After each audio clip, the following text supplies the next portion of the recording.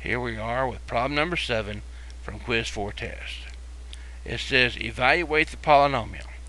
We have the polynomial negative 2x squared minus y squared plus xy. This polynomial represents one number.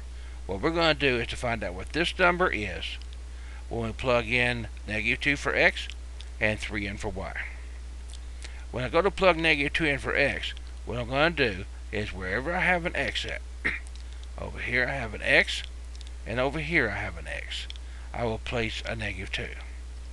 Then wherever I have a y, where I have a y is in this position and in this position here. I'll plug 3 in for those numbers. Let's now go and take a look at how we will do it. Here is our answer worked out. We have negative 2x squared minus y squared plus xy. That is our problem. Now remember, x is going to be negative 2, y is going to be negative 3. So right here I have an x. I'm going to plug a negative 2 where the x is. Since the square is next to the x, I will take that whole negative 2 and raise it to the second power. Then I'll take 3 and plug it in where I have the y. So I'll put a 3 in for the y, and that's going to be 3 squared. Then here I have x times y, so I'll put in negative 2 times 3. Just substitute those values in. Now to evaluate this, the first thing I need to do is the exponents.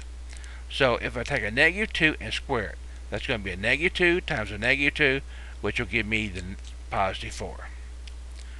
Now, the biggest problem is most people will think that this is negative 3 squared, but the square is only next to 3, so it's only the 3 that's going to be raised to the second power.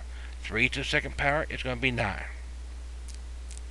So the next thing I have to do is my multiplication from left to right. So negative 2 times 4 is 8. I don't do anything with the negative 9 since it's not multiplied, but a negative 2 times 3 is a negative 6. Then, after I did that multiplication, the next step is to do addition and subtraction from left to right. So a negative 8 and a negative 9 gives me a negative 17. A negative 17 and a negative 6 gives me a negative 23. Notice that all were negatives, so the answer is negative, and all I have to do is add the 8, the 9, and the 6. Gives me 23. So, from our last set of answers, the answer was B. That's how we work problem number 7. Thank you very much.